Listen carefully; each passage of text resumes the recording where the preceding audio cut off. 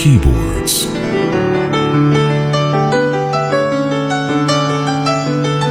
Rick Wakeman among friends, in a very unique event from our performance studio, number 1. Solo piano and Rick Wakeman style fun. Well, the problem was, after I did it, I suddenly realised that he had genuinely got a lisp.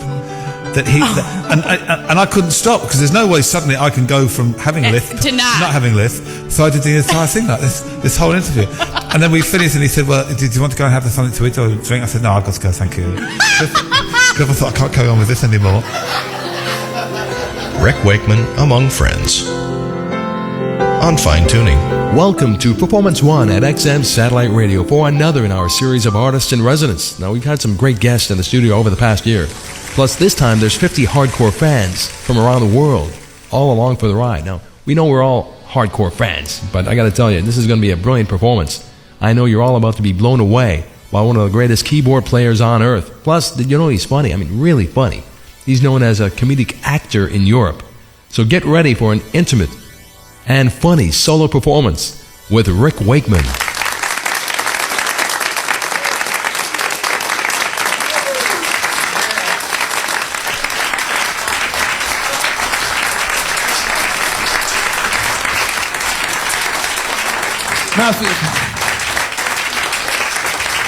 No, that's the best applause I've ever had. I'll go now then, that's great, thank you very much. I can't believe some of these questions that you've actually got there, because they're really good, some of them. Quite excellent, really quite stunned at some of those, so I'll have to answer them seriously. What I normally do, I used to do a one-man show thing in England where you did the questions and answers, and I never used to do any of the real questions, I just used to make them up as I went down. But you've done all sensible questions, so I'm buggered, really. There you go. Thank you very much, because some of you have come an awful long way. Anybody come a really long way? Yeah, I can't actually guess when you put your hand up how far that is. I mean, is it by how high you lift your hand up as how far you come? So how far you come, sir? From Hamburg. From Hamburg? Yeah. You're joking. You've come from Hamburg to come here? Have you really? Yeah. Are you at the right place? I mean, you don't that's fantastic. You have come from Hamburg for this? Oh, what can I say? That's unbelievable. Dear, oh dear. Wie geht's? Good. Ah, there you go. That shocked you, didn't it? That's all I know. Can anybody beat Hamburg? That's stuff, isn't it? Who's furthest from here? Who's come a long way here? I'm how much? 500. Oh wow, did you walk? No, okay. You came by bike? Right, okay. Miami. Excellent. Minnesota. Yeah, okay, I know where that is. And who's come from just round the corner? Anybody who live in this? All right. 5 blocks? I tell you what, I drove back from here last night about 5 blocks, and it's a bit dodgy, isn't it? I mean, I tell you what, I was a bit frightened. I knew my bowels were working, and we were driving around the corner. There was all sorts of things going on and going, oh, I don't like this very much, you know. Yeah, what were you doing? Oh dear, I was ever so worried. I was. No, it's very nice, very, very nice. There you go. Anyway, we could be here for hours all night, I'll tell you. What I thought we'd do for a bit of fun, apart from doing your questions and answer things, is a few silly stories. All of which, believe it or not, are true. Some are slightly exaggerated in order to make them interesting, and some, believe it or not, are actually watered down because they're just so unbelievable. I mean, because some of the things that happen in real life are quite unbelievable. I'll just give you, I'll give you one classic example. I get lots of letters from people, which is really nice. And I got a letter, and I swear to this is true, from a lady, remember her name, Catherine. It was in a place called Southend in England. And she wrote me this letter, and it was really nice. And she said, "Dear Rick, I'm a great fan of your music, great fan of Yes, and I've been seeing lots of concerts over the years, and thought you'd like to know that my husband and I met at one of your shows. And we got married, and we played some your music and some Yes music at the wedding ceremony, and I thought you'd be really interested to know that each of our 3 children, and she named them, I can't remember off the home, she said like Joe, who's now 8, and Susan, who's 6, and Tom, who's 4, were all born while your music was playing. And I thought, isn't that nice? And then she wrote, my husband and I thought, if you'd like a copy of the video... I kind of, what? My crew are going, go on, get one, you know. And I'm going, no. They said, yeah, we can put music on it and more music. We call it Journey to the Placenta of the Earth and things. It's true. And I met her. She was ever so nice. She was frightfully posh with her husband. She said, well, we thought you'd like a copy. She said, Jonathan, my husband, did the filming himself. It's very, very good. Zooms in and everything. And I said, I feel it's rather a personal thing there, Catherine. She said, yeah, well, I thought you'd like it. So you were wondering what your free gift tonight was as you leave here? Can't wait to go now, can you? Okay, what should we start with? Do you know, I honestly didn't know what to start with tonight. I really didn't. I thought, just for a bit of fun, I'd start with the very first piece of music I ever learned when I was 5. It was at my very first lesson, and in England you have a book you start with called the Dilla Quayle Piano Book. That's what you start with when you're 5. And the first song in there is called By a Broom. It's a riveting piece of music for 2 hands, although the 2 hands don't play together at the same time because, well, I was 5 and you don't do it together. It's also quite a short piece. It's about 9 seconds long, which is very, very short, but again, when you're 5, that's about all your attention span goes. So I thought I'd play that for you. It has words. All the little songs that you learnt when you were a kid had words. And the words to this, which I'll tell you what they are, so it gives you a clue as to when it's finished. The words are, buy a broom, buy a broom, buy a broom and sweep your room. It really does exist, I say. So that'll give you a clue as when it's finished. And as it's very short, 9 seconds long, I thought then I'll go into another bit. I'll play a piece of music which you won't know. It's called Elgin Mansions. I don't think it's been out here. And I'm doing that for a couple of reasons. First of all, as you don't know it, if I cock it up, you won't know. That's fine.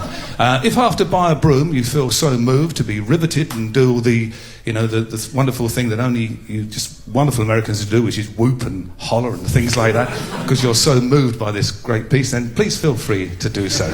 And then I will continue with Elgin Mansions. Bloody glad you came now, aren't you? All right, here we go. This is Buy a Broom and Elgin Mansions.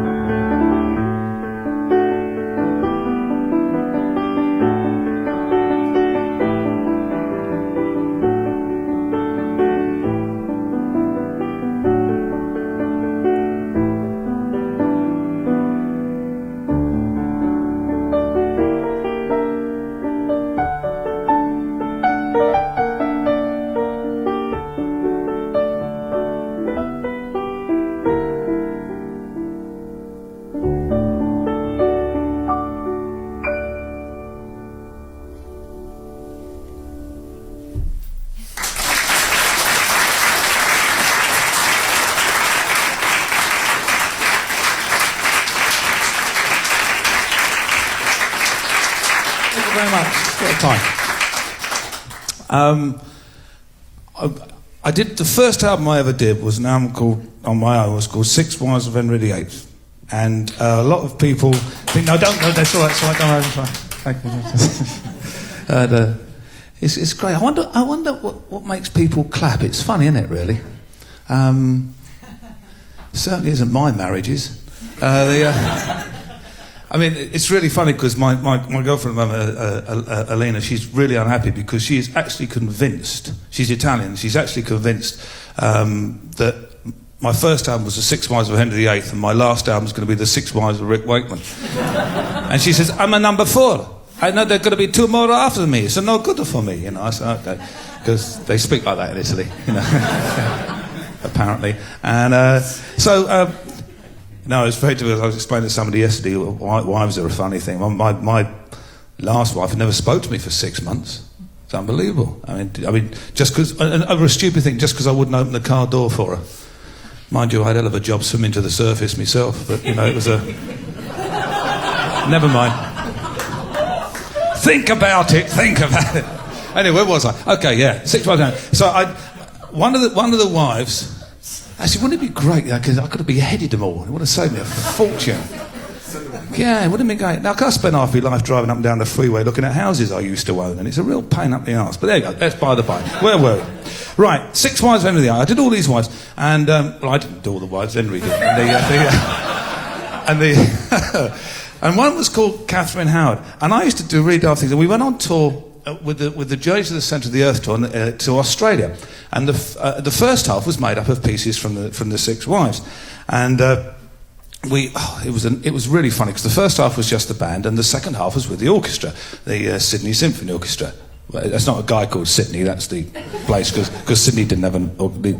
So we're down there, and we were playing, and the first half, as I used to say, was just with the band, and I don't know. We used to do really stupid things, and in the middle of Catherine Howard. And this is really, really true. We used to do a thing where halfway through, in the middle section, we'd stop, we'd play the Australian sort of song Timey Kangaroo Downspool, and all my crew used to come along with grass skirts and wobble balls and didgeridoo and go across the stage like that. It's absolutely true. And it was absolutely hilarious. Well, the Australians thought it was hilarious anyway. And it was a really popular thing. And it went down so well that people in the orchestra who weren't on that hard, they used to want to have a go, so a couple of them had a go. Even the conductor, David Measham, did it one night. It was really hilarious. All except for the guy who was in charge of the orchestra, who was the manager, and his name was Bob Angles. And Bob Angles was one of those. He spoke frightfully poshly, and he thought he was frightfully posh. And he was the only one who never did it. And we kept saying, "Go on, Bob, why don't you do the grass skirt?" No, he said, "I don't think that's the sort of thing that a chap like me should do, is it really?" And we said, "Well, it's good fun." No, I really don't think so. I went, all right. And the orchestra, they hated him. They really hated him. And they said to me, "We know how to get him to do it." And I said, "How?" They said, "What?" They said, "Just bring him into the bar, into the orchestral bar afterwards," he said, and we'll do it. So I walked in with Bob. I said, "You fancy a drink, Bob?" He said, "Yeah." So we walked in. And there's all the orchestra talking quite loudly in groups going, "Wouldn't it be great if Bob Angles did that, the grass skirt thing? They'd really make him one of the chaps. It'd be fantastic if he did that. It'd be great if Bob did that." And I could hear him listening to all this. And he said, "You know what, I've been thinking, He said, "I think it'd be rather good, wouldn't it, if I did the grass skirt thing?" And I said, "Really, Bob?" He said, "Yes." He said, "Make me one of the chaps, wouldn't it?" I said, "Well, yeah, probably would, actually. Bob, yes, lovely." He said, "What exactly do I do?" And I said, "Well, it's quite easy, really." I said, "When we were doing Catherine House, I said, you go into the dressing rooms." I said, "The crew are in there, and the grass skirts, so they'll just show you what to do." He said, "Yeah, thank you, that's what I'll do then." So we did Catherine House, and we're playing away, and Bob goes into the dressing room, and we were playing a place called Hordern Pavilion in Sydney, and it's a fantastic old place, a huge place. And the stage is really high, it's about 9 foot up, and it's all standing, everybody's standing up.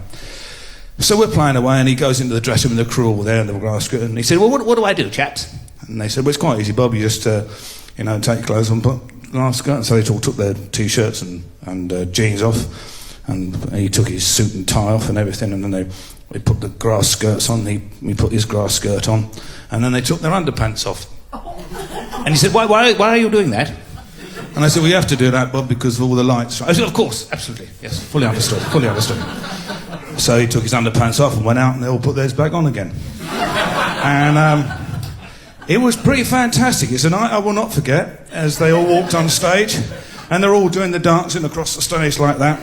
And I remember there was a lot of girls down the front row, and I always remember the look on their faces as they're going by. As he went, well, look at that, you know. And we should have done Nellie the Elephant, really. That would have been better. And he's like going along, and he suddenly realises that all his little dangly bits are flying all over the place, and the crew have got him wedged in, and he can't do anything. He's going up and down. It was really funny. Never worked for me again after that. He didn't want to do anything. So I'm not going to do the tiny kangaroo sport bit down tonight because I know that none of you will fancy. Right. But this is Catherine Howard.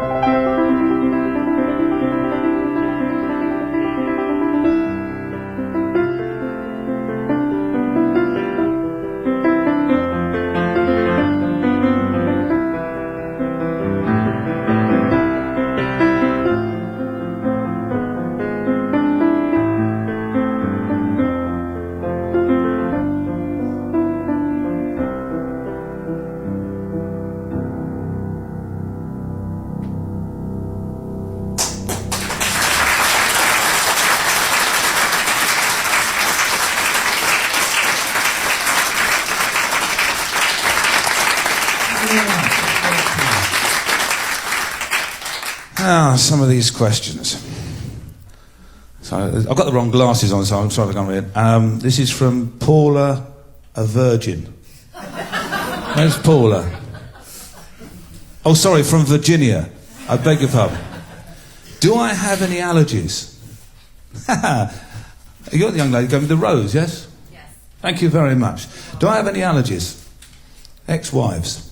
That's the only one I can. That's that one down out the way. What have we got here? What have we got here? I'll do a few of these every now and then. This is from Craig, another virgin.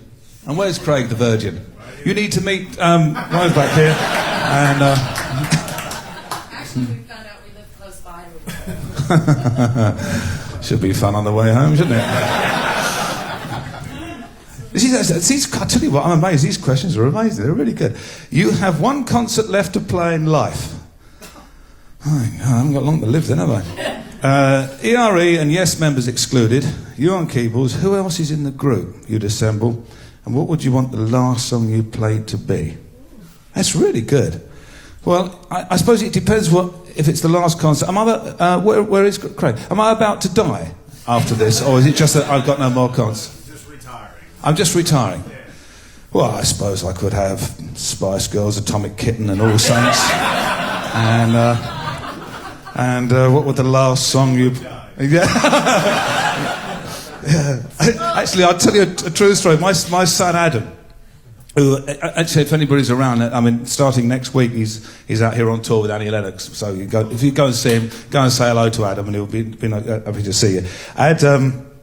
Before he was with Annie Lennox, he got the job because he is a great muso, and he got the job of MDing the bands, and he was running 3 bands, and it was Nicole Appleton from All Saints, it was Atomic Kitten and Victoria Beckham, and he was and he had to do back-to-back tours with all these girls, all these girl bands, and 9 weeks worth. And he said to me, his wife's called Terry, and she's lovely, and he said to me, Dad, he said, I don't understand it. He said, I'm out on tour. He said, I'm going away on tour.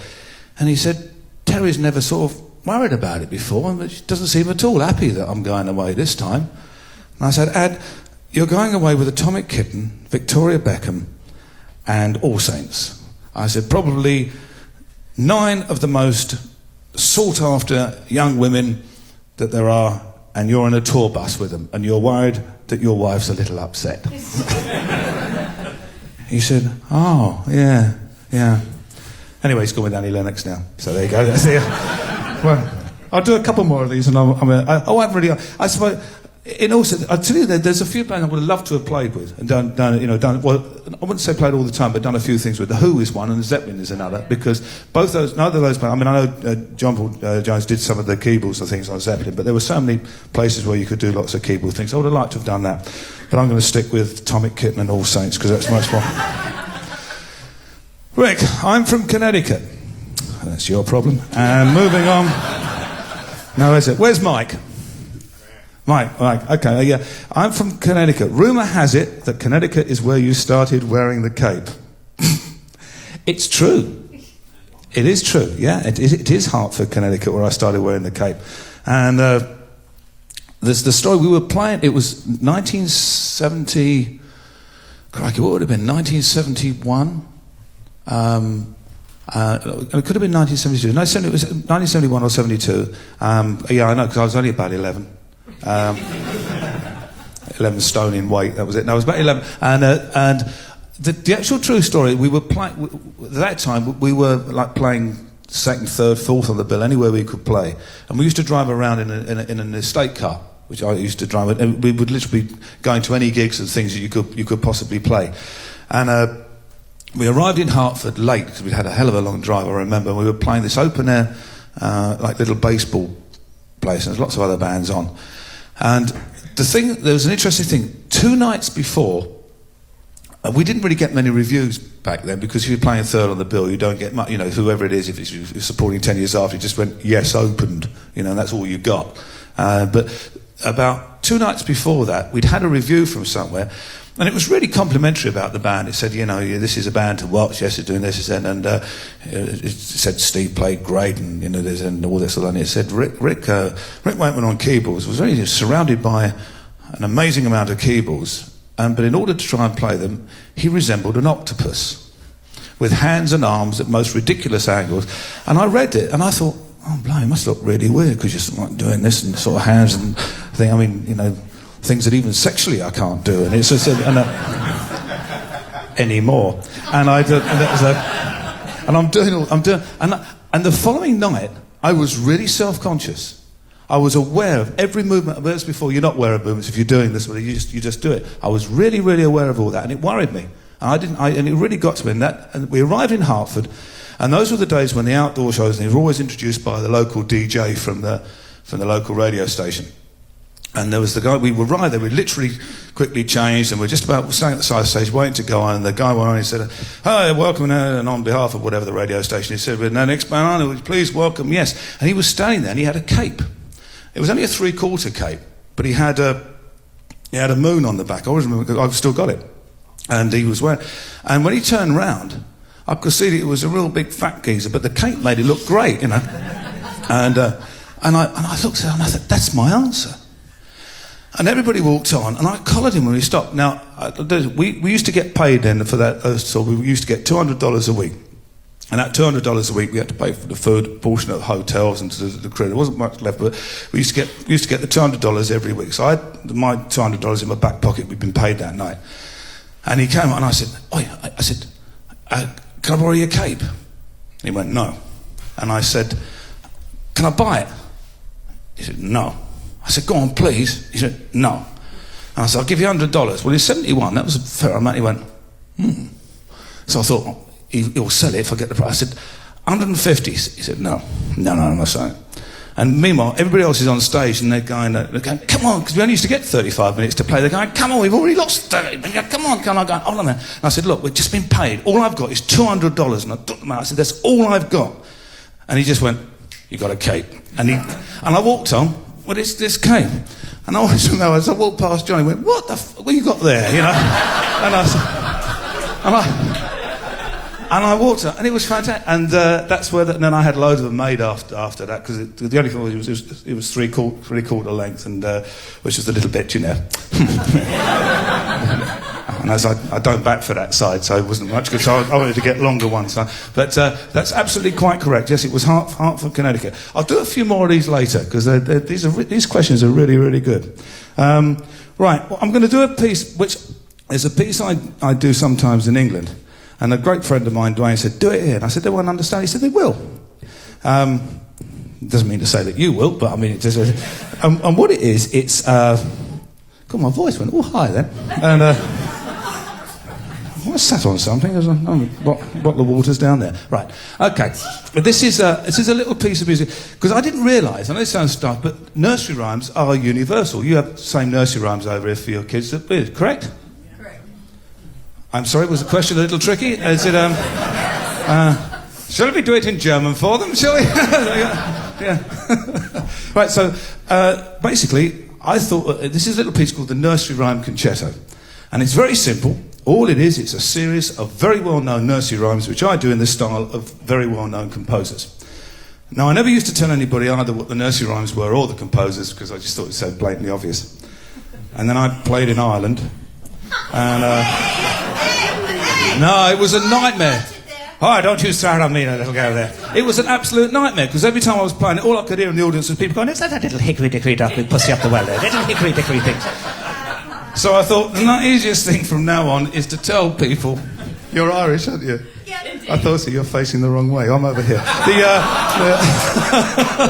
Listen, I'm a quarter Irish, so I can't complain. Don't I worry. can see the quarter. Can you? When you turn around. Can you? You can see that quarter, can you? When you turn around. I just adjust myself here now. Yeah. Right, where were we? God, if only this were television. Right, we'd be off the air. This is, I can't remember what I'm playing now. Oh, this is the nursery rhyme. So this is very well-known nursery rhymes in the style of well-known composers. And so to avoid any confusion, I'm going to tell you what the nursery rhymes are and the composers. And I do change them around a bit. And so tonight I've decided we're going to have, I do hope you know these, Bar Black Sheep. Yes. Oh, blimey. God, more riveting by the second. Bar Black Sheep, which tonight you're going to have in the style of Wolfgang Amadeus Mozart. Yes. Oh, yeah, there you go. Got a mini whoop that one there. Followed by Hickory Dickory Dock, which you're going to have in the style of Ravel. That's Maurice Ravel of Bolero fame. Yeah, and like him, do you? Followed by Three Blind Mice. Well, yeah, I know, not politically correct, I know, but what can you do? Three Blind Mice in the style of Debussy, that's Claude Debussy. Then one a little bit different, Twinkle Twinkle Little Star, which I'm going to do for you tonight in the style of Anderson, Squire, Howe and White. Listen, clap you might, it's a bloody nightmare when you're a keyboard player because none of them can play. I mean, I don't go over to the guitars and go tangle, tangle, tangle, tangle, but they all come over and go, here we've got a tune, look, it's a... Can you do that? Well, yeah, look, yes. So I'm going to do Twinkle Twinkle Little Star in this style of Anderson, Squire, Howe and White. And then finally... God... It's a bloody long way from Germany, isn't it, for this? It really is. I mean, I can't believe it goes so. For Pop Goes the Weasel, which is in the style of Sergei Rachmaninoff. You say love, I haven't played anything yet. Right, so this is the Nursery Rhyme Concerto.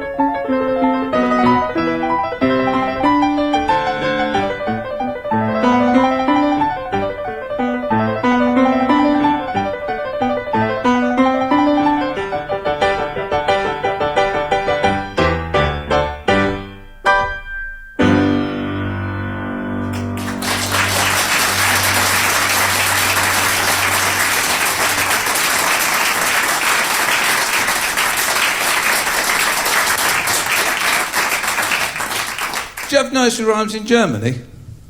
No, I don't think so. It's a bloody long way from Hamburg, isn't it? He said, I've come all the way from Germany, he plays crap I've never heard of. It's absolutely... So did you come in today, or did you come in yesterday? Or... On Sunday. Did you? Are you going to stay for a few days, yeah? We're going back tomorrow. All right. I think it's quite generally, I think it's absolutely unbelievable you come all that way. I mean, I had to, but I mean, do a couple more of these and we'll go on another thing. Greetings, Rick. This is from Al Butkovich. Where's Al? Hello there. Thanks for playing such an intimate venue. No problem, I like things like that. Question. I was wondering if you ever fall into musical ruts. Oh, where you find yourself using the same chord progressions and similar melody lines. That's interesting. Yes, you do. And what do you do to judge it? It does happen sometimes, not very often. Luckily, as you get older, there's a thing called Alzheimer's that sets in. And so basically, you really don't give a toss anymore. You just keep... And in fact, one of the things that I've done recently, I played a concert for the Alzheimer's convention. I played for 3 hours. It was fantastic because I played the same piece solidly for the 3 hours. And it was they kept going, well, that's a nice one. That's a nice, they really like that. So you can avoid that. This is... oh, one day I'll be serious. No, that's true. It's not possible. You can whoop now. I'm going to undress because I'm hot. Well, if I get that for me jacket... where are we? It'll still be your jacket. Yeah. Oh, we're back to the quarter bit again, are we? Okay. Right. Where was I? Oh, yeah. This is a piece of music. Again, this goes back to the old 6 Wives of Henry VIII thing, and this again is true. I was on a ridiculously low budget when I did 6 Wives of Henry VIII. About $12,000 I got to make the album, which is nothing. And when I wrote Jane Seymour, it was a piece that I wanted to do on a church organ. And I spoke to the head of A&M Records, a guy called Derek Green, and I said, I want to go and record this piece in the church organ. He went, ooh. I said, well, what's the problem? You know, and he said, there's no budget, you know. And I said, well, I said, there's a really nice church in the East End of London that I'd like to, it's called St Giles in Cripplegate, and I've heard that, you know, he doesn't mind people recording it, and then it'll be... He said, well, look, check it out, find out how much it's going to cost, then call me back, but don't do anything till you find out. I said, all right. So I found the number, and I phoned up, and I spoke to the minister there, a really nice guy, explained what I wanted to do, and he said, I say, how exciting. He said, jolly exciting. So you're going to do a rocky thing, are you? And I said, well, it's not really rock, minister, it's sort of almost like a classical piece. Yes, he said, but you've got long hair and that, haven't you? And I said, well, yes. He said, well, I said, well, yes. He said, well, it's a rocky thing then. I said, okay, well, yeah, can I come in and do this rocky thing on you? He said, oh, lovely. He said, no, look, he said, you can't come in the afternoons because we have evensong. There's various things that have little prayer meetings and there. Said, but there's certain times in the morning, and Wednesday's a good time. Now, you could come in. I said, look, hold on. I said, before you go any further, I said, I've got a bit of a problem. And he said, dear. And I said, we're under a bit of a tight budget. He said, yeah. I said, I've got to ask you, you know, how much is this going to cost? He said, cost? And I said, yeah. He said, well, nothing. I said, nothing? He said, no. I said, just delighted to have you. I said, that's very kind. And we made arrangements for the Wednesday morning. I organised with my engineer to come down, the old reel-to-reel taste. It's great. And I phoned up Derek Green at A&M Records. I said, right, I'm going in Wednesday morning. He said, I told you to call me before you did anything. Now, how much is this going to cost? I said, you'll like this. He said, go on, how much?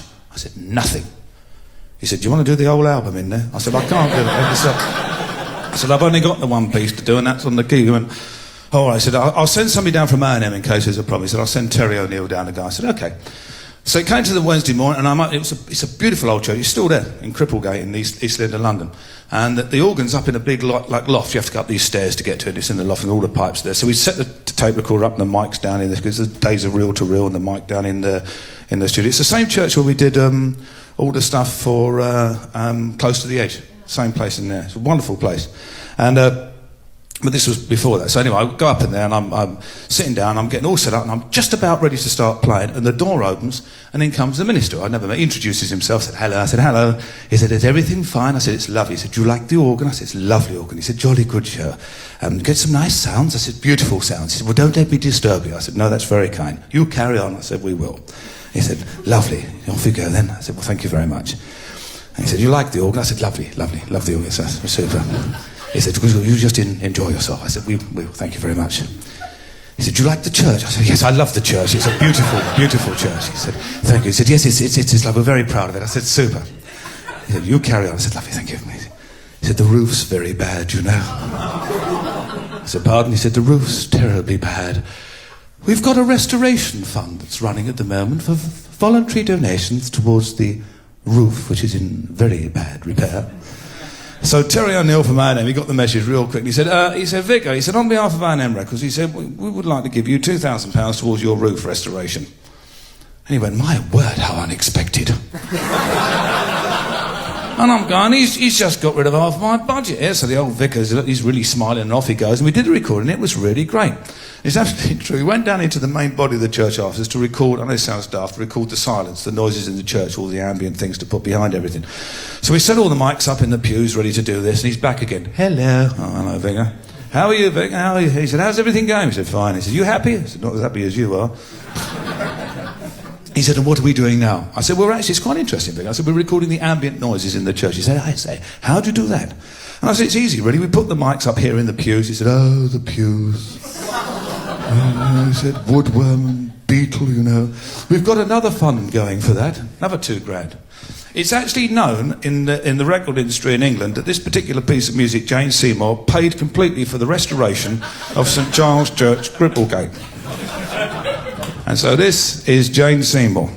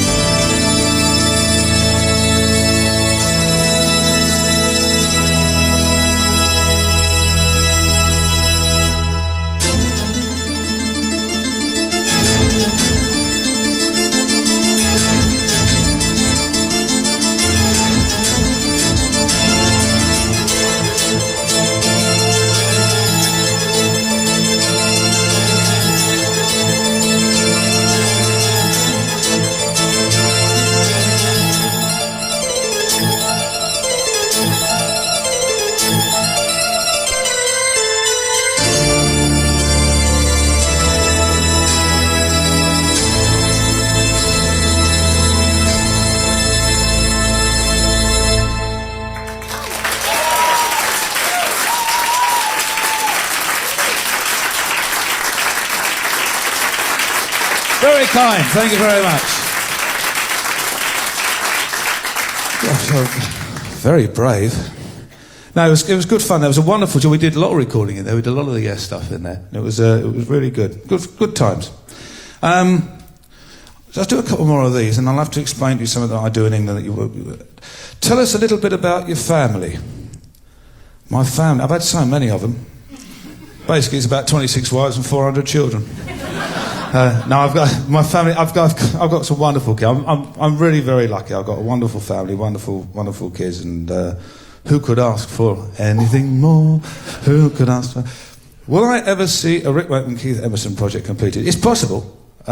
If so, when? Probably when Keith gets rid of his management, who screwed it up the last time. Carl DeVito. Where's Carl? Hello, Carl. Can you teach me chopsticks? If there's a Chinese restaurant around, I can just do anything you like. I didn't know from chopsticks. Chopsticks was originally written by Liszt. Did you know that? No, there you go. It's a useless piece of trivia. I'm full of useless pieces of trivia. Are you really? Go on. What's your favourite piece of useless trivia? I don't know. Sorry, we've got all night. We can edit this. 46 Yes concerts. You're joking. You've been to 46 Yes concerts? Yeah, but I spoke to someone else here today that has gone to at least 50. And how many have you been to then? You flying from Germany to hundreds of them, I suppose, yeah?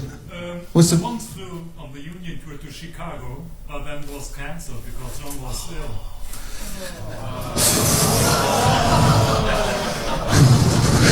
Yeah, just gonna... You're not armed, are you? Or anything like that, you know? And I just wondered if... You came all the way to Chicago, and that's right, John, I remember that John was ill, yeah, he had... Oh, that's unbelievable. Did they look out? Did you get replacement tickets for anything? Yeah. Thank God for that. That's amazing. You should be in the history books. You should. Okay, I want to explain some of the. I have a strange, different persona in the UK to I have here. I started about 15 years ago doing a lot of television programs in England, and it became almost quite bizarre because I ended up doing things like hosting comedy shows. I did sitcoms. I did stage acting in the theatres, and I sort of became known more as a television person than a musician, which was really quite strange in the UK, and I'm still probably that situation now. And there's one particular programme in England, which is like a quiz programme, it's called Countdown, and it's the most popular quiz programme in the UK. It's been running for 25 years, and I do about 30 of them a year, and it's watched by everybody, from little old ladies to students and all sorts of things. And one of the parts is, because I know this sounds daft, and I do stand-up stuff, and so I get asked to do bits of that on the programme. It's excited you, I can see that. And I'll tell you something, we want to hear a real bit of stupid trivia? I'll give it a stupid trivia. There's a magazine in England called Q Magazine, which is the equivalent of your Rolling Stone type of thing. And this shows you where I stand in England. And about 3 years ago, they did their end of year annual voting awards from the readers, where all vote in for everything. And in the music section, I come absolutely nowhere. Not surprising, because it's no bands from the 70s ever get into that. So I wasn't anywhere in those. But I was 9th as best stand-up comedian, would you believe? True, that's where I stood. It's amazing, isn't it? Anyway, where was it? Right, so, but on this programme, they're unbelievably politically correct. Not like XM, where you can say anything you like. It's unbelievably politically correct. And I just thought, for a bit of a giggle, I'd tell you some of the stories, true stories, that I wasn't allowed to tell. Because I can tell you, but I can't tell them in England. These are absolutely true, these. First of all, there's a newspaper in England, big newspaper, and it reported this story, where a sex line caller complained to the trading standards officer that after dialing an 08 number sex line from an advertisement entitled "Hear Me Moan," the caller was played a tape of a woman nagging her husband. It's great, isn't it? It's lovely, that. Wasn't you, was it? Okay. No, but I know that person. You know that person, do you? Jolly good. You have to meet the two virgins over here. You have a wonderful time of it. This is a true one. There's a very posh newspaper in England called the Daily Telegraph, and they did a colour supplement just shortly after Britain joined the EEC. And it just said, and the heading of the piece was, "Brussels pays £200,000 to save prostitutes." And it went on to say that the money will not be actually going directly into the prostitute's pocket, but will be used to encourage them to lead a better life. We will be training them for new positions in hotels.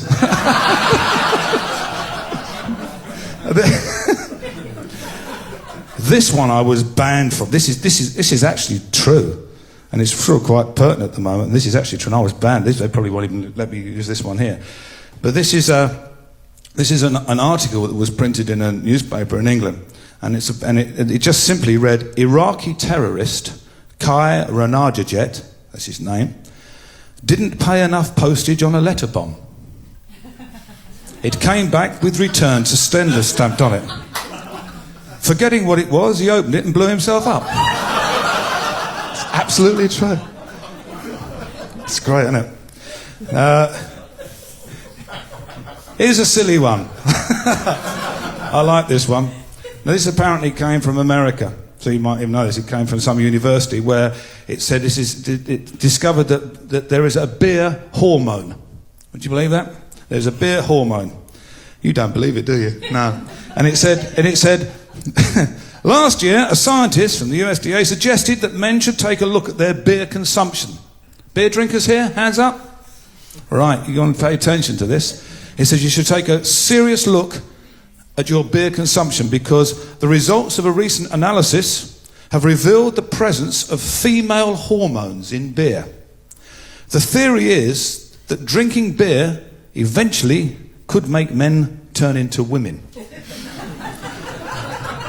And to test this finding, 100 men were fed 16 large glasses of beer each.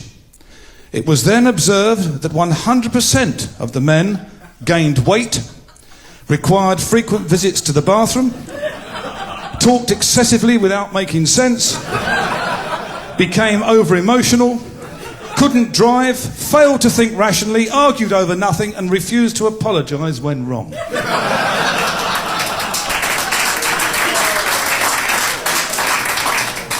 Apparently no further testing is planned at this moment in time.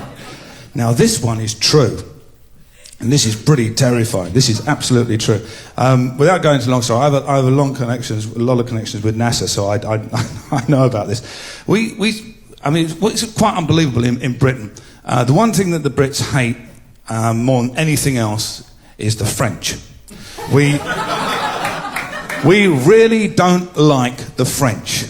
I mean, any French in? Thank goodness for that. I was married to one once. I mean, the law of averages says I have to be married to a French one at one time. I mean, the British, what we can't believe that this nation that we hate so much, what do?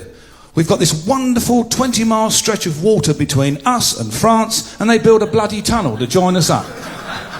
It's quite unbelievable. I mean, every Brit would single-handedly volunteer to brick the Channel Tunnel up, providing all the French were in it at the time. So we build this tunnel, and we have got this useless rail system in England called Railtrack, and they really are crap. They really are. They're useless. And one of the things, they developed all these high-speed trains. Now, it is an absolute fact, and this is not a gag, that one of the most dangerous things for aircraft is flying birds, the big birds, geese and fowls, because if they hit the windshields or go in the engines, they can cause serious accidents. And you may or not know that at a lot of airports, what they do to keep these big birds away, they have falconers. Most airports have falconers, and they send the falcons up and it keeps all the birds away. And one of the things with the high-speed trains was they were really worried that trains going at like 200 mile an hour could have the problem if they were hit by flying birds and things. And the place that had done the most research and everything on that is NASA. NASA have done all of that.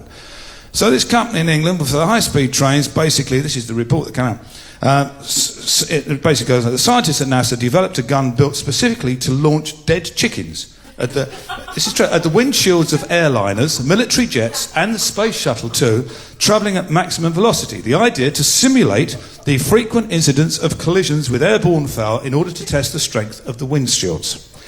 British engineers heard about this gun and were eager to test it on the windshields of their new high-speed trains. Arrangements were made, and the gun was fired. But the engineers then stood shocked and aghast as the chicken hurtled out of the barrel, crashed into the shatterproof shield, smashed it to smithereens, crashed through the control console, snapped the engineer's backrest in two, and embedded itself in the back wall of the cabin. The horrified British people sent NASA the disastrous results of this experiment along with the designs of the windshield and begged the US scientists at NASA for suggestions and help. 1 week later, NASA sent a reply, which was just one sentence: Thor the chicken.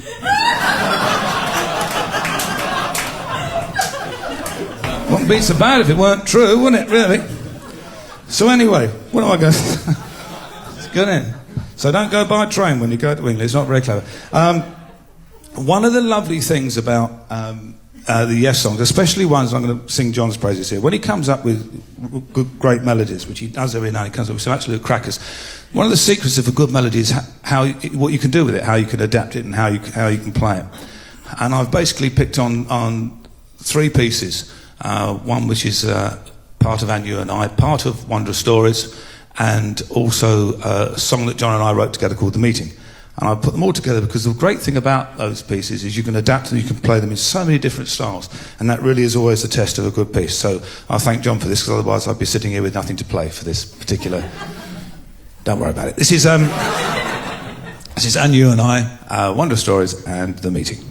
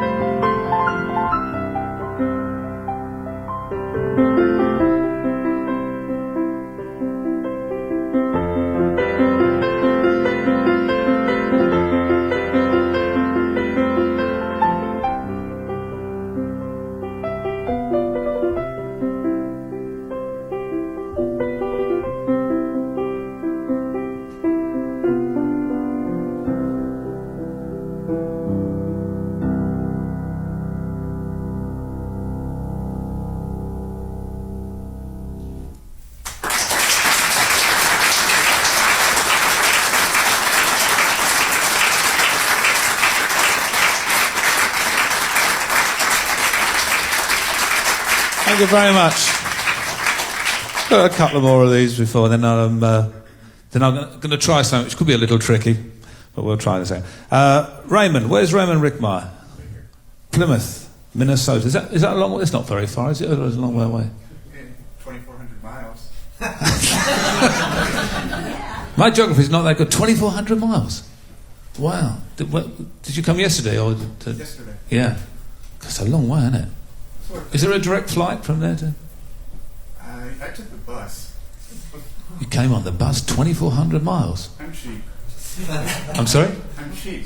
You're cheap. But yes, you seem to be sitting well enough. I mean, it's a. Did you come on your own, or do you have somebody? Just myself. Did you really? Any nice girls on the bus? Just showing your family interest in, Right. Okay. The question. You've got hundreds of questions, Zero. Yeah, hundreds of them. My 7 year. Is that 7 or 4? I'm sorry. 4. 4. My 4-year-old son Tim says, "Thank you for the signed CD." Oh, that's nice. I mean, it's ever so cruel to make young kids listen to me and Yes play. I think it's really. Eat your dinner or I'll play you Fragile, I'll eat it. When can we expect another collaboration with Trevor Rabin? Well, Trevor's making so much money doing films, it's unbelievable. He'll have his own Armageddon at this rate, it's unbelievable. I mean, basically that's all Trev does. I mean, I'd like to think we'd do some other things. We thoroughly enjoyed playing together, it was great fun. So, who knows? How is Ant Glynn's health? Ant, for those of you who don't, Ant is the guitarist in my own band. Ant has had a real battle for the last sort of 6 months. He contracted lung cancer and has serious brain tumours. He's had major operations over here in America, and he's in remission, and he's actually coming out on tour with me, which is absolutely fantastic. We'll do him real good. It's really funny. I can't say I can get away with it over here because we're doing it in England. The agent, the promoter said, "We need letters from the hospital saying that he can do this and he's going to fit in that and he can do that." And so I wrote them. And Rick, what do you think of your son's careers? We sort of touched on that. I'm proud of them all. They're all doing all fantastic. My daughter as well. She's doing great. We missed you at dinner before the show. Well, nobody told me. Oh, yeah. Oh, I deserved a bigger R than that. Thank you. Right. How does your faith impact your music today? Everything I do. Everything I do. It's a sort of a, like a lot of people have. They have their personal faith, and I have mine. It impacts absolutely everything I do. Right, one more here. This is from Paul Gustafsson. Right here. Hello, Paul. From Fort Lauderdale. Now, that's a long way away, isn't it? Yeah. Did you come on the bus? Yeah. I was smart to cash in some miles for a free ticket. Oh, fantastic! Yeah. Actually, there's a gag that goes with that. Not with what you said, but there's a gag. But I can't. They'll probably take me off the air. What do you mean? Oh. We're going to say it. Yeah. Well, it used to be an opening line. I used to use when I did some of the corporate events. It's an old opening line for a gag. I used to say when you ask people how they got here, you say, "Yeah, I came on the bus today, but I managed to disguise it as an asthma attack." Now, moving on from Paul. What are your? Yeah, I saw them go. Edit that out. That's got to go. Well, here we go. What are your future plans for the RE? Well, that's my band. The plans for the RE is it's the same as what Steve does, really, and John and everybody else. In the gaps when Yes aren't working, we fill in those gaps with our own stuff, but we don't do anything until we know what the Yes schedule is. So the Yes European tour actually starts on June the 3rd. And my English tour finishes on May the 31st, and we've got to get all my gear to Dublin. It's good fun. How is your golf game going? It's good, actually, believe it or not. I'm playing all right at the moment, yeah. I had a couple of great balls last week. It was fantastic. I trod on a rake in the bunker, but that's another thing. I mean, well, I'll tell you what, I'll take you up on the videotape, but, I mean, who knows? I don't know. I think she'd be a fool to marry me, but there you go. And the final one here, well, there's some more, but this is quite a classic. This is from Rich from New Hampshire. Is that your name, or is that what you are? Rich. I'm sorry? That's where I'm from. It's where you. Okay, Rich. Is that Rich for Richard? Yes. Yeah, I'm Richard too. My mum used to call me Richard when she was cross with me. Anything but Dick. Sorry? Anything but Dick.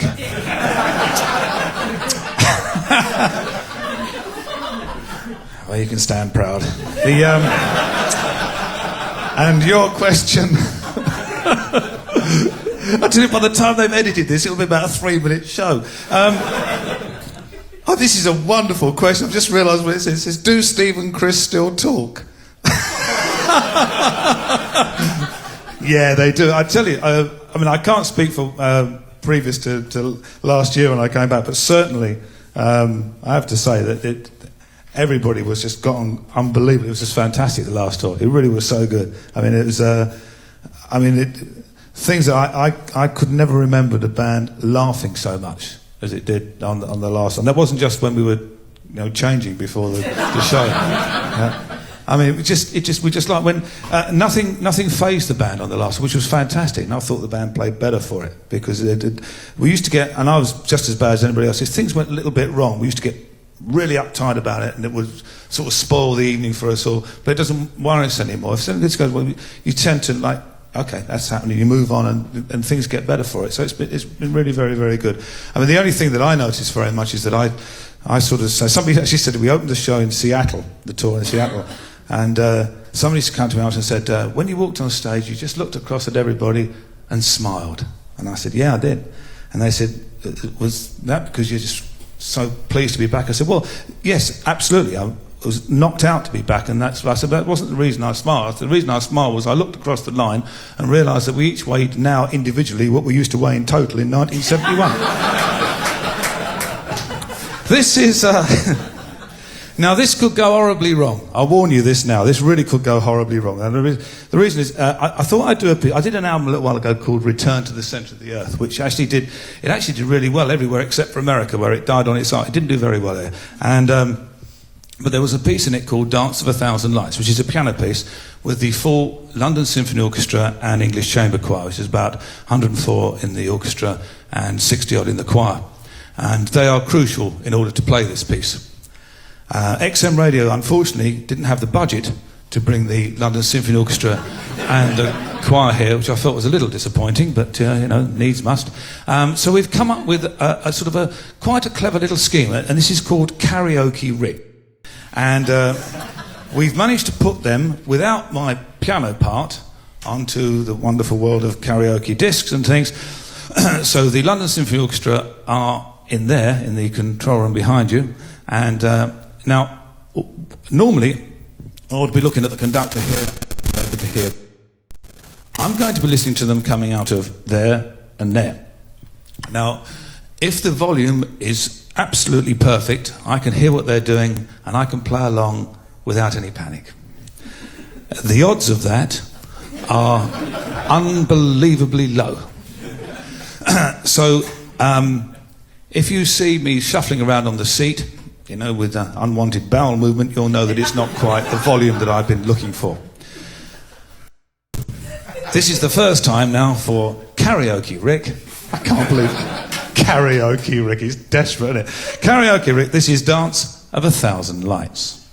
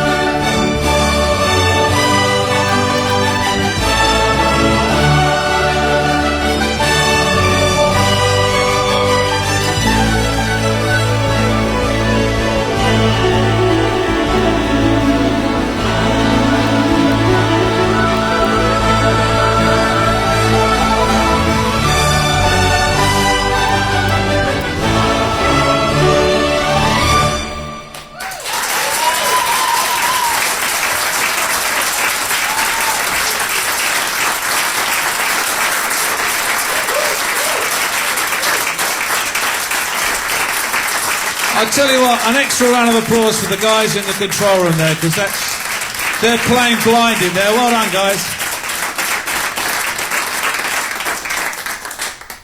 Well, what else have we got here? There's another letter. Hello, Rick. Hello, this is from somebody called Thank You. They don't give their name, so we'll have to see if we can find out who that is in a minute. The question is, are you planning on doing any other television programmes in the UK, like the gas tank series you did a few years ago? Who wrote that? You don't have a name? It's Alan. Alan. Are you ashamed of your name? Or do you have a surname as well? No. You're Alan, no. You're just Alan. Right, okay. What can I say? The Gas Tank series was a series of programmes. They were fantastic, actually, which we did way back in the very early 80s, which was like a rock programme. We had lots of guests on, everybody had to play live. We'd like to do some more. I'll tell you what the problem is. This is not it's being serious for a moment. The actual owner of the programme was a guy called Tony Ashton from Ashton, Gardner and Dyke. And Tony sadly died last year. And he had the rights, and we were actually asked to do another series. This year we were going to do something. We were looking at actually doing something, but we felt that it wasn't really the right thing to do. Now that Tony's no longer with us, so hopefully in the next couple of years there'll be something along those lines. But we won't call it Gas Tank, and obviously Tony won't be there, but it'll be slightly different. But it was great fun to do, and we were all both permanently legless. It was the period of time when I used to drink a little bit. Rick, digital or analogue? Well, it's a vasectomy, actually. Thanks, Bill. Who's Bill? Hello, Bill. Which is best? Which do you prefer? Actually, I use them both. Whatever the right sound is, they're both absolutely excellent. Well, the digital analog, not the vasectomy. That's not excellent. Have you had a vasectomy? No. God, who's had a vasectomy here? Own up. Put down. Blimey, a woman's put around. That must have been a worry. So, who's had a vasectomy? Did you have? Keep your hands up. That's it. I want to talk to you lot. So you had a vasectomy. Yeah. Did you have that just like a general anaesthetic? Yes. So you just go in, the nurse talks to you about football and things. Yeah. You had that one. You find a spot on the ceiling and you never take your eyes off it. Yeah. I got you beat. I asked for a mirror. So I could watch the mirror. You asked for a mirror. I'm sick. Where are the two virgins we had in here earlier? And what about our friend who came all the way on the bus? You obviously had your vasectomy a long time ago, because you wouldn't be able to sit on the bus after you got a vasectomy. Did you have the little local anaesthetic one with the...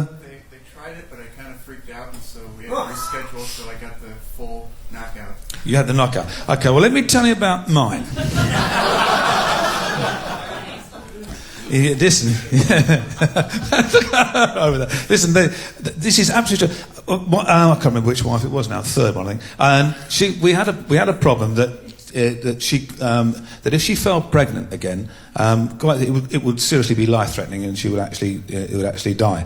I mean, not die with me making her pregnant. I mean, I'm not that good, but I mean, well, no, there you go. So I thought. But she couldn't have the sterilisation. So they said to me, would you consider having a vasectomy? And I said, yeah, that's fine. I've got those kids. I'm very happy. I'm not going to have any more. This is going back a few years, and I said that's fine with me. And they said, look, we have a problem. We'll tell you. And I said, go on. And they said, well, the situation is, a vasectomy is not 100% guaranteed. It's about 95, 96%. And there's a few other little things as well. After you've had the vasectomy done, all your little soldiers, they're not dead straight away. They hide behind things. They hide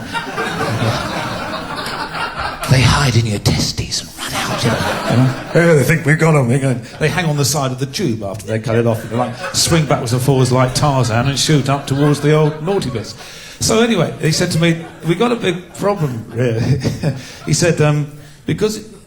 Really, if you're, my wife, they said, if your wife falls pregnant, it really will kill her. So he said, the only way to do that is to do the guaranteed, which is the 100%, which is, I think they don't just tie the tubes up, they sort of do all sorts of things with them and tie them in knots and put plug holes in the end. And I went, oh, and I said, okay. I said, well, that's just like the normal one, isn't it? We know we're just like 15 minutes.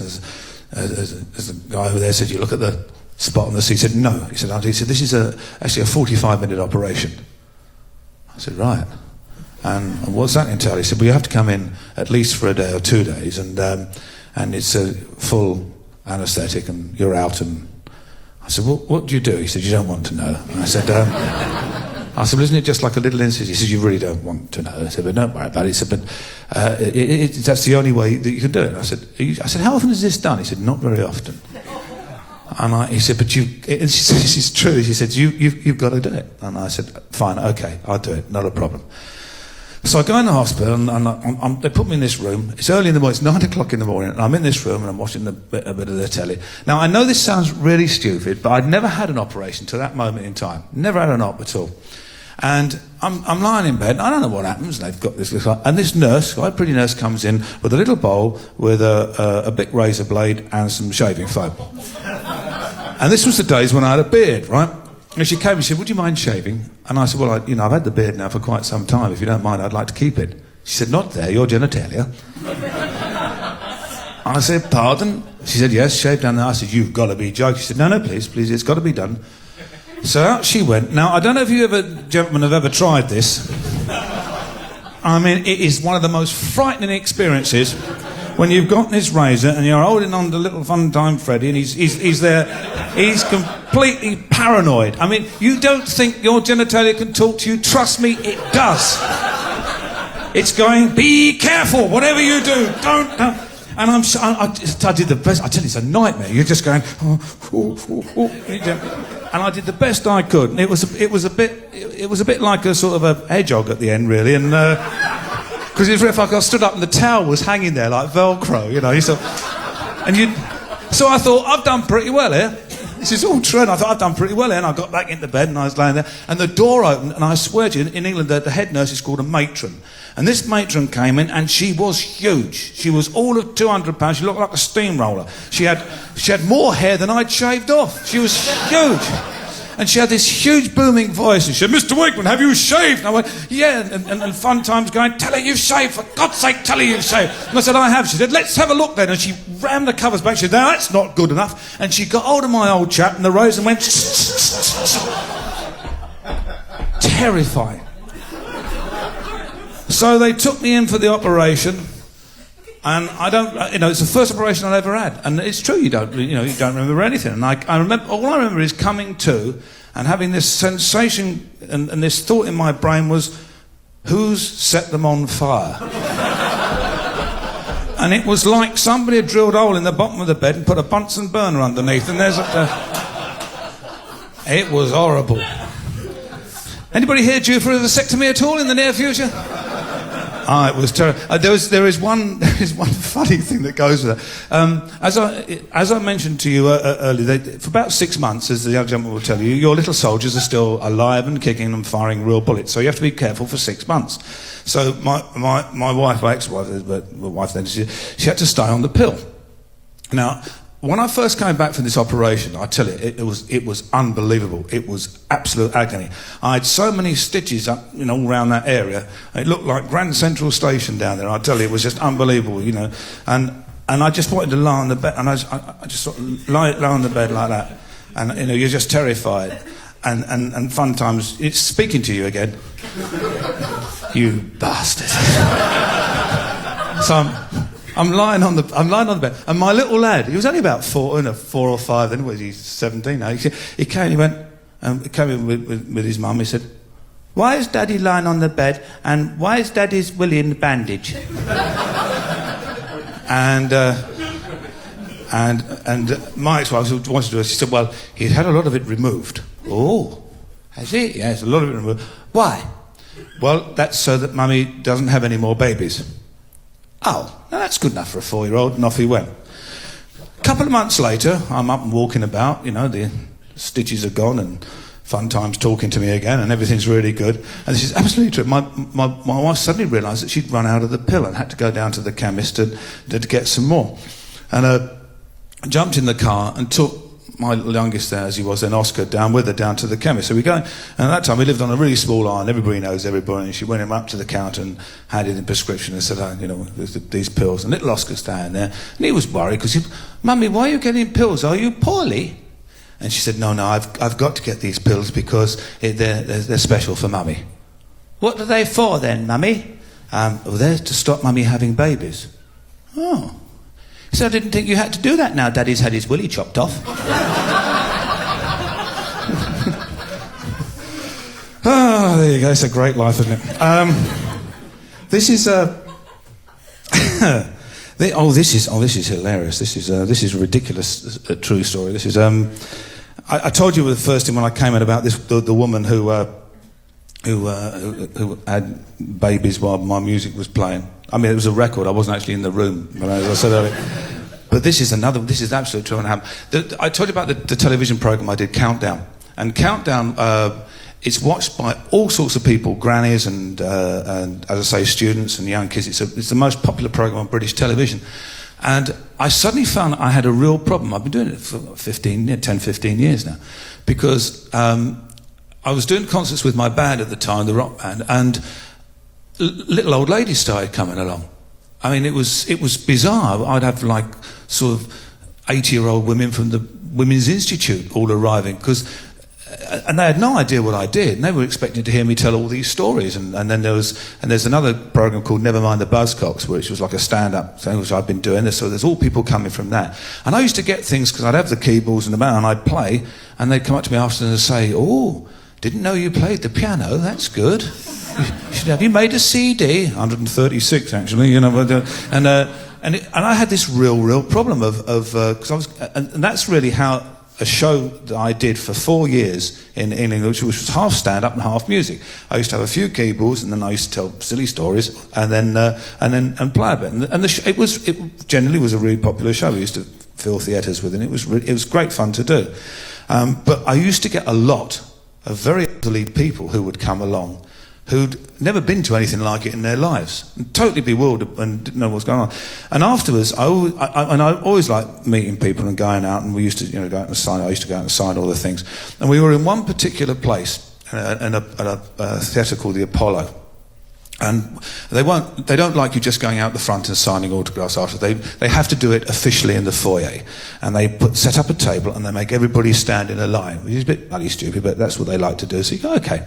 So I'm sitting down at this table and I'm looking along the line, as I always do, to see if there's anybody I know, see if there's any friends and that there. And there's about 100 people in the line. They've all got their programme and things and they're waiting there. And I look along the line. The first thing I saw, I can't help this, it sounds sexist, but it's true. I saw what appeared to be like a mother and daughter. And mum was about, I don't know, late 30s and daughter late teens, and I was thinking, oh, that's nice, isn't it? Well, you do when you're divorced, you say, cool. And behind them, there were two old ladies. I honestly don't know their name. Seriously in their late 70s and 80s. And they're holding their programme, and they're obviously completely bewildered by everything. Because they're sort of looking around. I thought, oh, that's really swell. I'll have a little chat with them when they come up. So anyway, they're coming up, and it turned out it was a mother and daughter, and they stood in front of me like that, and gave me the things to sign. I said to the daughter, I said, how old are you? She said, 19. I said, I wouldn't have thought this was your cup of tea. And she said, well, no, she said, I've seen Never Mind the Buzzcocks and your comedy show you host, and I like all the jokes, and your music's all right and all. I said, well, that's very kind, thank you very much. And I'm signing away, and she goes, go on, Mum, ask him. She said, no, I'm not going to. She said, ask him, Mum. Go on, ask him. She said, no, I'm not going to ask him. Ask him. Said, no. And it's all gone quiet in the line. I said, go on, what is it you want to ask me? Because I'm like sitting down, and she's standing there. And she said, no, it's all right. And the daughter said, well, if you're not going to ask him, I will. And I said, go on then, what's that? She said, well, you met my mum about 20 years ago. And I went, oh, how old are you? And start the car, and all that. And she said, no, nothing like that. She said, no. She said, you did a rock concert, and Mum came along to see you and the band in Yes Days and things. I said, oh, lovely. And she said, and you signed a pair of my mum's knickers. I said, did I? She said, yeah. And it's gone really quiet in the line now, just like it has done in here. And I went, oh, right, okay. And she said, I wondered if, Mum was wondering if for old time's sake you'd sign another pair. And I said, yeah, why not? And it's gone really quiet in the line now. So she opens her handbag, her purse, and takes out a felt tip pen. I thought, and I'm waiting for her to take a pair of knickers out. No, she doesn't. Undoes her jeans and drops them. So I'm now sitting down. I'm facing a very attractive, mid-late 30-year-old woman wearing a very skimpy pair of briefs, holding the felt tip pen. The line is now incredibly quiet as they're looking up. well, I mean, what can you do? I mean, I did the best I could, you know. So had a hell of a job getting my middle name in, but I just about, you know, got. It's Christopher, you know. So, and this is absolutely gospel truth. It is so quiet in the line, and I'm writing it, and these two little old ladies were just behind. One of them turned to the other and went, "Oh dear, we don't have to do that, do we?" That's absolutely true. Oh dear. But if anybody's game tonight, of course, what should we do now? I've got so many. I've changed everything I was going to do tonight. It's really quite funny. This is a piece of music that that I wrote when the big Falklands crisis, which didn't really affect anybody here, but it was a really. It's a strange thing about you all know about the Falklands War that went on, all the things, you know, back in '82, whatever it was, and I was living in England at that time, very near to the home of the British Army, which is Aldershot.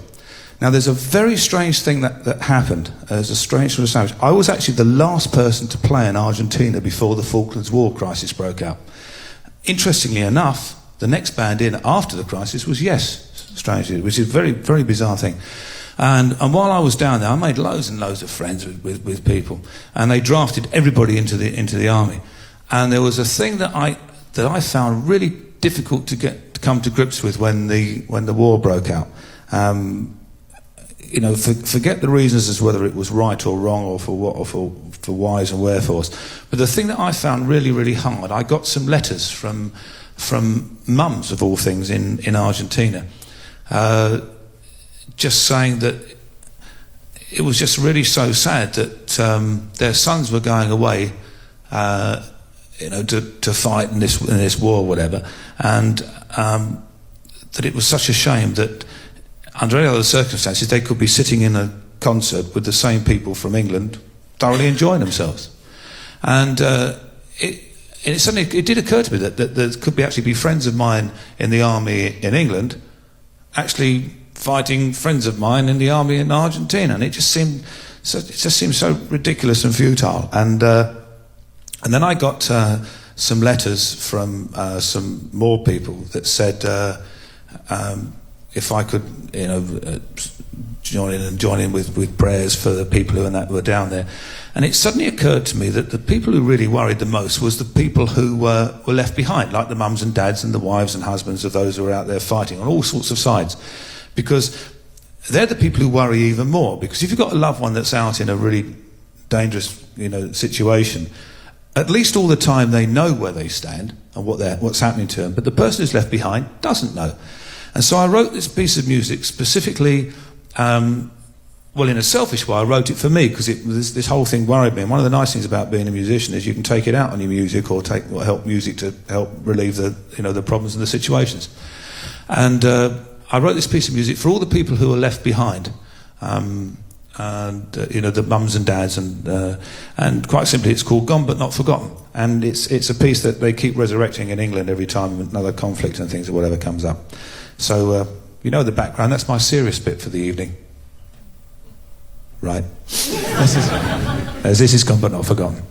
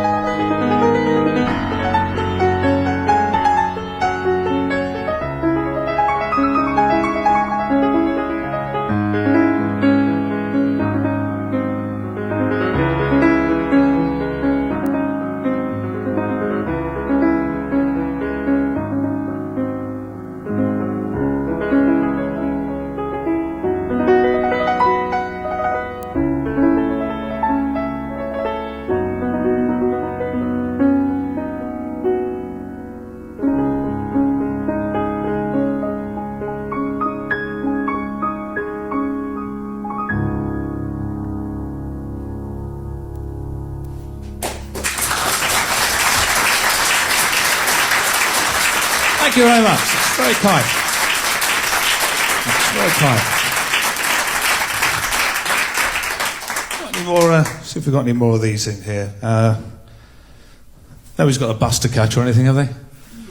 Oh, good. Okay.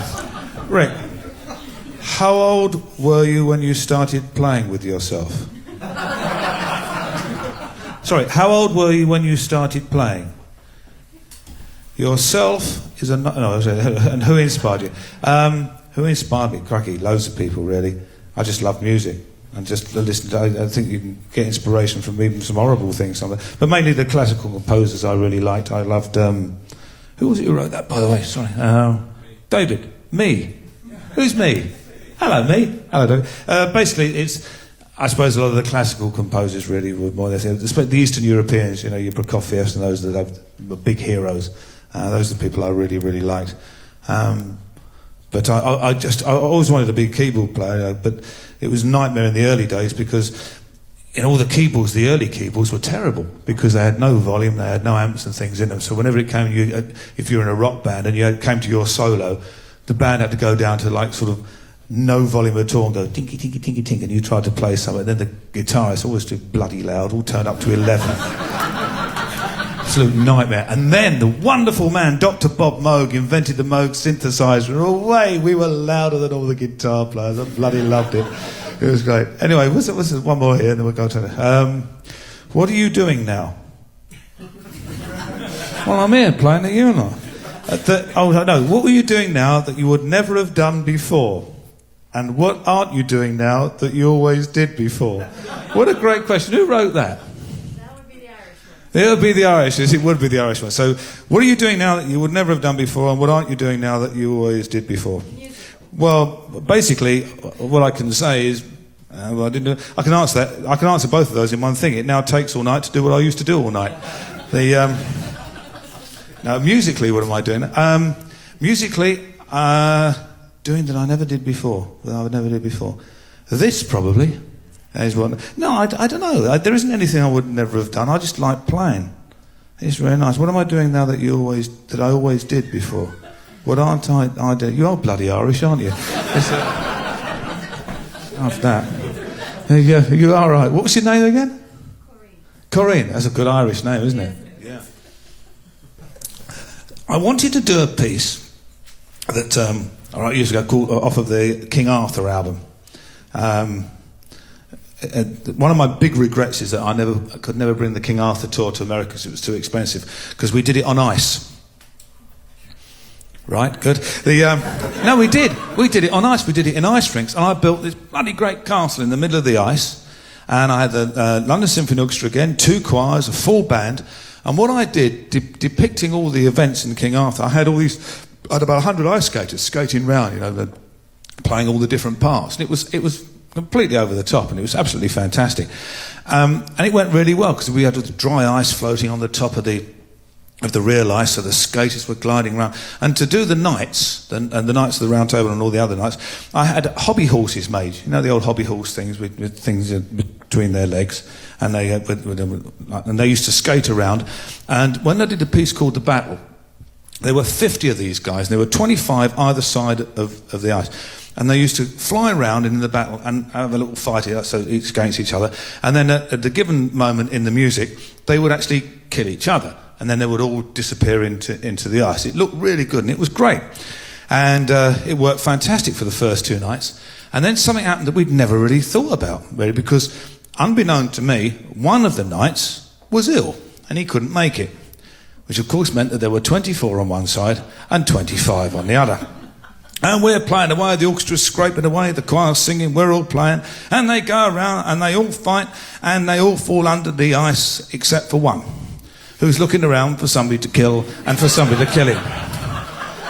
Now this is an 18,000-seater ice rink, and everybody's now watching this guy who's going around looking for somebody to light the cellar. Now we're looking, I was close to the conductor, and the conductor said, "What do we do?" I said, No, I don't know, just keep playing, he's going to do something. And there's the whole audience like watching this guy, and he's skating, and eventually he does come to the conclusion about 3 minutes later that he is the only one left standing. And he did the honourable thing and committed suicide. And he did this fantastic, and then disappeared in the eye, had a standing ovation. It was absolutely fantastic. Now, one of the pieces that I did was called Merlin the Magician. And I thought it'd be good fun to do Merlin the Magician, but there's a problem, and I thought I can't do this because it's the bit at the end finishes on piano, because I wanted to do it on the synth there, on the gem, but it needs to finish it on the piano, and I thought, well, I can't do it. And I was talking to Dwayne and a couple of other people, and I said, no. He said, we'll do it all on piano. I said, no, I want to do it on that. They said, we'll do the ending on that. I said, well, no, because it doesn't feel right unless I do the ending on the piano. And he said, well, just finish it and walk out. I said, well, I can't finish the piece halfway through and sort of go, and just walk over to the piano. I said, look, really bloody stupid. So I was having a coffee, and I've come up with this idea. And I suppose it's almost a form of audience participation, really. And so what I thought I'd do is I'd come amongst you, find somebody who can come, I'm being deadly serious, who can come up and help me. And what's really nice is it's so wonderful when you walk past people, because you can hear their sigh of relief. It's absolutely bloody amazing. It's absolutely fantastic. You just walk by, and see, one of the things that you do, you walk past people and you hear the sigh of relief, but what they don't know is you've just turned around and you've come back to them and go, hello, Corinne, how... Now that's a rude word for an Irish girl, isn't it? Yeah. Come with me. Give her a round of applause. Come on, up you come. That's it. All right. This is deadly serious, this. I really am. No, you have to go? Dude, no. This is deadly serious. I really do need your help here. Let's just set this right. Hopefully it'll go. I'll do it. Right, now let me explain to you. I have a problem. Well, actually, I've got quite a few problems, really. No, come here. No, seriously, I need your help. You've got to be deadly serious. This is really important. I've got, at the end of this piece, to get from here to there, right? Now, I want to show you something. When I hit a note on here, obviously, I take the finger off, it stops, correct? But if I hit a note and I've got my foot on that pedal, it hangs on, correct? Right, do you want to just try? Just stick your foot on that pedal. Did you see what happened when you took your foot off? Good grief. When you took your foot off, it stopped, didn't it? Now, if you do that to me when I'm walking over there, I'm going to feel a right brat, aren't I? Oh, look, Corinne. Oh, sorry there, I didn't mean to take the photo. So you can't do that, okay? It's very important. What I'm going to ask you to do, about 5 minutes into this piece, I will look over and I will nod at you, okay? Now, I did this once, I did do this once before, and it was a complete disaster, because I looked down and I nodded at this woman, and she nodded back to me. I went. So when I nod at you, you come up here, okay, and what I'll be doing, I'll be actually holding a cord down or whatever, and I will indicate, I just want you to come round to where you are now, and you just put your foot on there. Now you keep your foot on there, okay, while I just go from here to here. I will sit down, I've just got a couple of things just to make sure I'm all right. I will look round at you, and I will nod again. Only when I nod, that time, do you take your foot off. When do you take your foot off? So, no, seriously. So to make sense, when I nod, so you keep your foot on there until whatever happens, don't take, because I'm in the right mess otherwise, okay? Does that make sense? When you've taken your foot off after I've nodded at you, not until I nod it, you've taken your foot off, stay there, don't go away, because it's a very short ending. And then what we'll do at the end, we'll come and stand there and we'll bow, and you'll get a standing ovation. Okay? I guarantee it. I absolutely guarantee it. You'll get a standing, okay? What did he say? What did he say? 50 people and I'd pick a... Right, this is...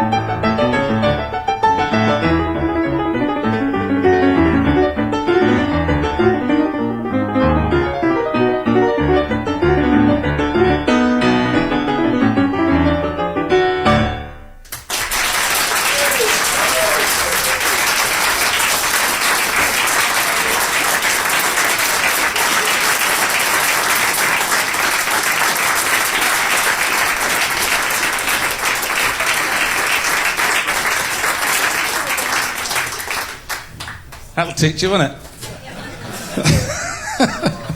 Are you all right for time? Yes. Okay, all right. I can't remember what I do. I'll tell you what I do. I play a piece of music. I was very lucky back in the 70s to do lots and lots of sessions for different people. It was great. I did lots of things for Lou Reed, Ozzy, and crikey, all sorts. And one of the fun things I did was I got a phone call one day from Cat Stevens, who's now Yusuf Islam or something like that. And he phoned me up and he said, I'm doing a new album. I said, oh, okay. And he said, I wanted to do the hymn Morning Is Broken. Do you know it? I said, yeah. He said, I just thought it'd be nice to do acoustic piano and acoustic guitar. I said, okay. So he said, Morgan Studios, where he was. I said, okay. So I'll go down there. And all we had was the old Boys Brigade hymn book, funny enough, with the verses in it. And the producer was a guy called Paul Samuel Smith. And he said, well, just run it through, guys. So Cat Stevens and I, Steve and I, we sat down and we played it through. And Paul Samuel Smith said, yeah, it sounds really nice. I went, oh, great. He said, trouble is, it's only 45 seconds long. And we said, well, there's only 3 verses. And he said, well, it's a bit short. Can you make it longer? So we can play it slower. And he said, don't be silly, Rick. He said, there's got to be a way around. And I went, oh, fine. He said, what it needs is a bit of an introduction. And so Cat Stevens did the chordal things and played it around. He said, no, that's not good. So Cat Stevens would come up with something. So I was playing around doing it, and eventually I did something. He said, I like that, do that. So I did that, and Paul Samuel Smith said, that's nice. So we put it at the front. He said, great, we're up to like a minute 10. He said, stick it at the end. I said, right. So I stuck it at the end. He said, good, that's like a minute 40. He said, can you put it in the middle? I said, no, yeah, I can do that. So I put it in the middle, and that got it up to like 2 minutes 10. And he went, oh, what do we do now? And I said, how about a key change? He said, yeah, stick a key change in. So that got it up to like 2:45. He said, so stick that other bit in again. So I put that in. So I got 3 minutes 10. He went, great, we've got it. So we did it. And we recorded it, and it sounded really, really good. But there were 2 things that was really interesting in that particular period of time.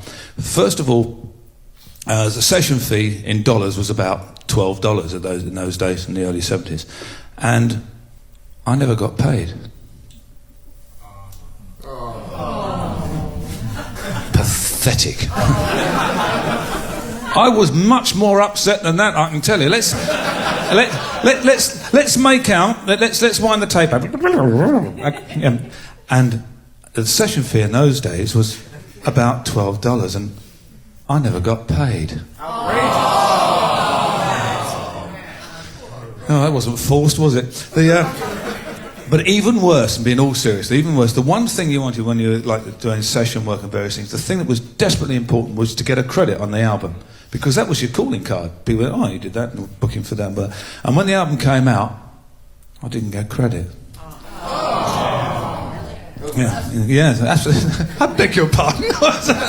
Those bastards, frightfully English, wasn't it? Bastards! Didn't get it. So no, I didn't get a credit. But there's nothing. I mean, it was Island Records, who are now defunct and serves them right. I mean, you couldn't fight. We couldn't fight with those big labels and things. I was a little session player, so you forget all about it. And then a remarkable thing happened. Absolutely true. Morning Is Broken went to #1. And we have a program called Top of the Pops, which is always just plays the top 10 and the top 20 of the week. And I got a phone call from Island Records, from the big boss. Then he said, "Hi Rick, how you doing?" I said, "Fine." I said, he said, "We got a bit of a problem." I said, "You got a problem?" I said, "I've got some problems too." He said, "What's the matter?" And I said, first of all, the Morning Is Broken session. He said, "Yeah, it's great news, #1, everything." I said, "Yeah." I said, "I never got paid." He said, "Really? What a terrible oversight. We must put that right." Which, of course, he never did. And then he said, "What else?" I said, "I didn't get a credit on the album." He went, "Oh dear, another oversight." He said, "Mind you, Cat Stevens never gives anybody a credit on the album, so you're not the only one. Nobody. It's only Cat Stevens' name on it." I said, "All right, okay. What's your problem?" He said, "Well, the album's #1. The single's #1." I said, "Yeah." He said, "And Cat Stevens got to play it on Top of the Pops with his band." I went, "Oh yeah." He said, "And he said, nobody can work out what you did on the piano." I said, "Oh, really?" He said, "Yeah, we were wondering if you could, just show us what you did." And I said, "Well, you mean like the intro bit at the beginning and the bit at the end and then the middle bit with the key change and everything?" He said, "That's it." I said, "No." He said, "No?" I said, "Nope." And I never did. And it's absolutely remarkable because, and again, this is not a gag, at least 20 times a year into the office, I get requests saying, oh, well, somebody, whoever it might be, is recording Morning Was Broken, they'd like to do your arrangement with the piano, everything, can you tell us what you did? And I said, what you mean, the bit at the beginning and then the bit at the end and the key change? They said, that's the one. I say, nope. And I've never shown anybody. It's hilarious, really. I don't know, because it's not like me, but I'm going to... And that's one of the reasons why I've put the piano at this angle here, because I'm not going to show you how I did it either. They said... Well, this is a little instrumental version of Morning Is Broken.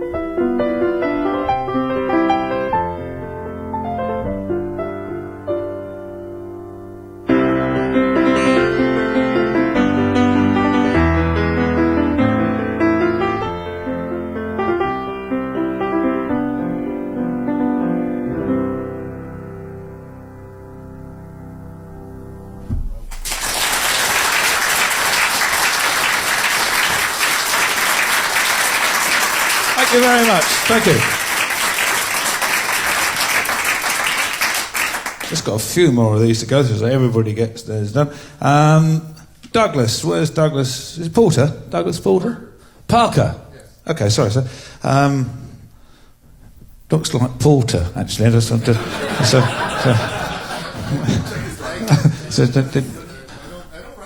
that look like? Does that look like Porter or Parker?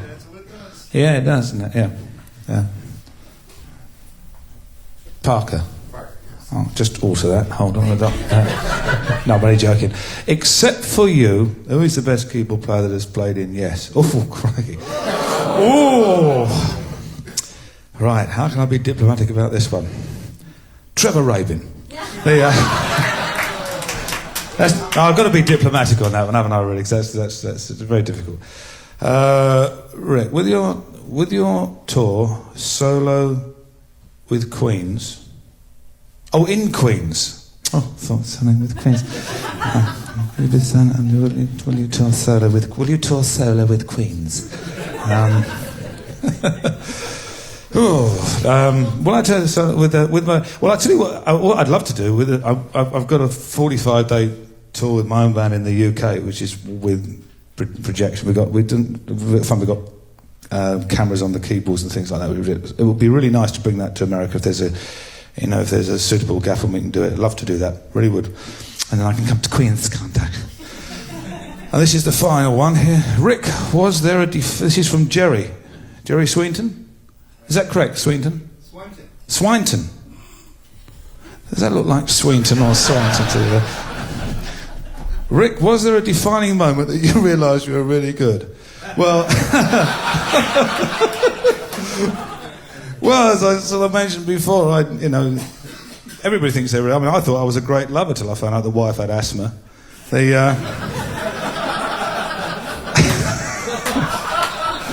Why do I bother? Why do I do this? This is terrible. God. So our poor friend from Germany going, I've come all the bloody way from Hamburg to hear this man talk about asthma. Right, we'll finish. They're giving me a wind down thing in there because they want to go home. I'll finish off with a little piece, which is a wonderful piece of music. Excuse me, I'll just drink this. Oh, I don't know what that is.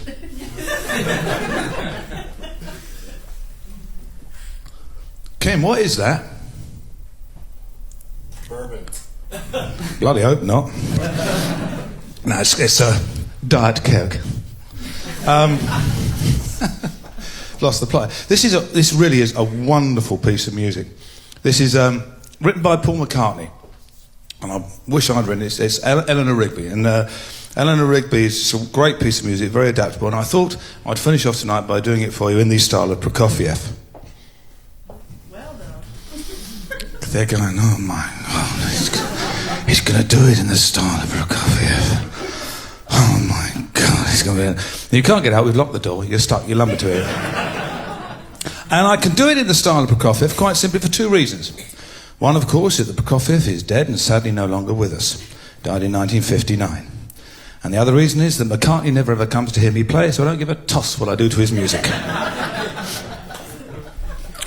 I ought to explain to you one little thing about this version of Eleanor Rigby. I originally orchestrated it, and the original version had, again, the big orchestra and everything behind. And they had a wonderful 20-second introduction before I came in, which I love dearly. Now, of course, the orchestra are not here, and you don't know what the introduction is, but to me, it's really important, and I can hear it in my brain. And so, for the first 20 seconds, I will be the only one who will know what's meant to be happening. So please bear with me on that. There's a wonderful little clarinet bit after about 10 seconds. It always just makes me chuckle, that little bit, and so I'm looking forward to that. So just bear with me, including the introduction, which you can't hear. This is Eleanor Rigby in the style of Prokofiev. And thank you very much indeed for coming. I don't know what to say. I think some of you come miles and miles and miles, and I can't thank you enough. It's very rare you get a chance to do something like this, and we really enjoyed it when we did the Yes one. And it's just really nice to be in a room with a few friends who've come an awful long way to hear some prat from England cock up things on the keyboard. Thank you very much. This is Eleanor Rigby with the 20-second introduction.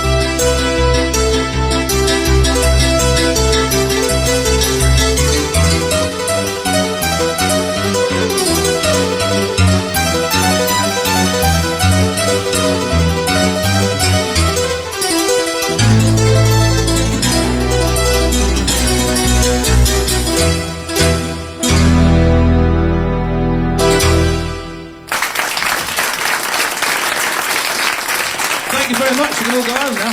Funny guy on fine tuning. Oh man, Rick Wakeman. You know, at first this was supposed to be a 1-hour performance.